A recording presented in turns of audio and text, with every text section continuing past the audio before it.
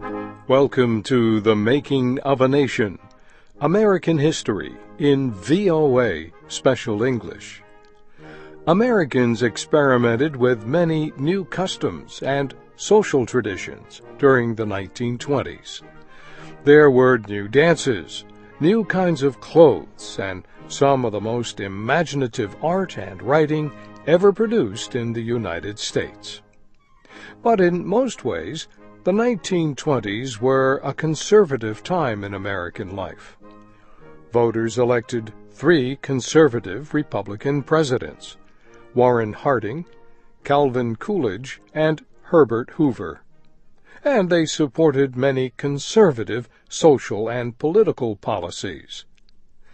This week in our series, Kay Gallant and Harry Monroe continue the story of American conservatism during the 1920s. One such policy concerned immigration. Most Americans in the 1920s had at least some ties through blood or marriage to the first Americans who came from Britain. Many people with these kinds of historic ties considered themselves to be real Americans, true Americans. Americans traditionally had welcomed newcomers from such Western European countries as Britain, France, or Germany. But most of the people arriving in New York City and other harbors in the 1920s were from the central, eastern, and southern areas of Europe. Some Americans became afraid of these millions of people arriving at their shores. They worried that the immigrant newcomers might steal their jobs, or they feared the political beliefs of the immigrants. Pressure to control immigration increased following the World War. Congress passed a bill that set a limit on how many people would be allowed to enter from each foreign country. And the Congress and President Calvin Coolidge agreed to an even stronger immigration law in 1924. Under the new law, limits on the number of immigrants from each foreign country depended on the number of Americans who had families in that country. For example, the law allowed many immigrants to enter from Britain or France because many American citizens had families in those countries.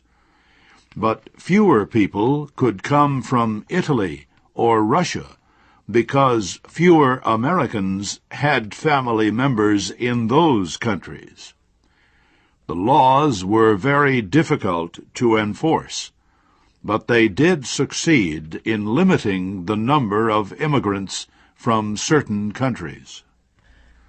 A second sign of the conservative feelings in the 1920s was the nation's effort to ban the sale of alcoholic drinks or liquor. This policy was known as Prohibition because it prohibited or banned alcoholic drinks. Many of the strongest supporters of Prohibition were conservative Americans living in rural areas. Many of them believed that liquor was evil, the product of the devil. A number of towns and states passed laws banning alcohol sales during the first years of the 20th century. And in 1919, the nation passed the 18th Amendment to the Federal Constitution. This amendment and the Volstead Act made it unlawful to make, sell, or transport liquor.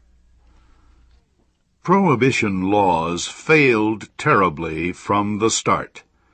There was only a small force of police to enforce the new laws, and millions of Americans still wanted to drink liquor. It was not possible for the police to watch every American who wanted to buy a drink secretly or make liquor in his own home. Not surprisingly, thousands of Americans soon saw a chance to make profits from the new laws. They began to import liquor illegally to sell for high prices. Criminals began to bring liquor across the long unprotected border with Canada, or on fast boats from the Caribbean islands. At the same time, private manufacturers in both cities and rural areas began to produce liquor, and shop owners in cities across the country sold liquor with little interference from local police. By the middle of the 1920s, it was clear to most Americans that prohibition laws were a failure. But the laws were not changed until the election of President Franklin Roosevelt in 1932. A third sign of conservatism in the 1920s was the effort by some Americans to ban school books on modern science. Most of the Americans who supported these efforts were conservative rural Americans who believed in the traditional ideas of the Protestant Christian Church. Many of them were fearful of the many changes that had taken place in American society. Science became an enemy to many of these traditional religious Americans.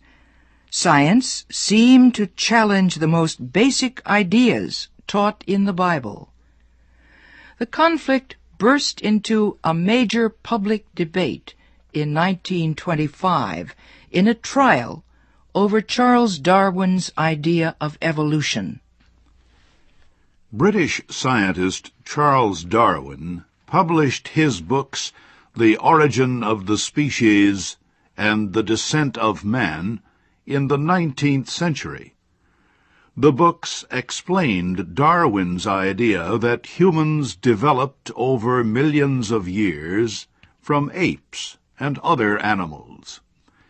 Most Europeans and educated people accepted Darwin's theory by the end of the 19th century. But the book had little effect in rural parts of the United States until the 1920s. William Jennings Bryan led the attack on Darwin's ideas. Bryan was a rural Democrat who ran twice for president. He lost both times. But Bryan remained popular among many traditional Americans. Bryan told his followers that the theory of evolution was evil because it challenged the traditional idea that God created the world in 6 days. He accused scientists of violating God's words in the Bible. Bryan and his supporters called on local school officials to ban the teaching of evolution. Some state legislatures in the more conservative southeastern part of the country passed laws making it a crime to teach evolution theory. In 1925, a young science teacher in the southern state of Tennessee challenged the state's new teaching law. The teacher, John Scopes, taught Darwin's evolution ideas. Officials arrested Scopes and put him on trial. Some of the nation's greatest lawyers rushed to Tennessee to defend the young teacher. They believed the state had violated his right to free speech, and they thought Tennessee's law against teaching evolution was foolish in a modern scientific society. America's most famous lawyer, Clarence Darrow, became the leader of Scope's defense team. Bryan and other religious conservatives also rushed to the trial. They supported the right of the state of Tennessee to ban the teaching of evolution. The trial was held in the small town of Dayton, Tennessee. Hundreds of people came to watch: religious conservatives, free speech supporters, newsmen, and others. The high point of the trial came when Bryan himself sat before the court. Lawyer Clarence Darrow asked Bryan question after question about the Bible and about science. How did Bryan know the Bible is true? Did God really create the earth in a single day? Is a day in the Bible 24 hours, or can it mean 1,000,000 years? Bryan answered the questions, but he showed a great lack of knowledge about modern science. The judge found Scopes guilty of breaking the law. But in the battle of ideas, science defeated conservatism. And a higher court later ruled that Scopes was not guilty. The Scopes evolution trial captured the imagination of Americans. The issue was not really whether one young teacher was innocent or guilty of breaking a law. The real question was the struggle for America's spirit between the forces of modern ideas and those of traditional rural conservatism. The trial represented this larger conflict. American society was changing in many important ways during the early part of the 20th century. It was not yet the world superpower that it would become after World War II, but neither was it a traditional rural society of conservative farmers and clergy. The 1920s were a period of growth, of change, and of struggle between the old and new values. Most ways, the 1920s were a conservative time in American life. Voters elected 3 conservative Republican presidents: Warren Harding, Calvin Coolidge, and Herbert Hoover. And they supported many conservative social and political policies. This week in our series, Kay Gallant and Harry Monroe continue the Welcome to The Making of a Nation, American History in VOA Special English. Americans experimented with many new customs and social traditions during the 1920s. There were new dances, new kinds of clothes, and some of the most imaginative art and writing ever produced in the United States. But in Europe, some Americans became afraid of these millions of people arriving at their shores. They worried that the immigrant newcomers might steal their jobs, or they feared the political beliefs of the immigrants. Pressure to control immigration increased following the World War. Congress Real Americans, true Americans. Americans traditionally had welcomed newcomers from such Western European countries as Britain, France, or Germany. But most of the people arriving in New York City and other harbors in the 1920s were from the central, eastern, and southern areas. The story of American conservatism during the 1920s.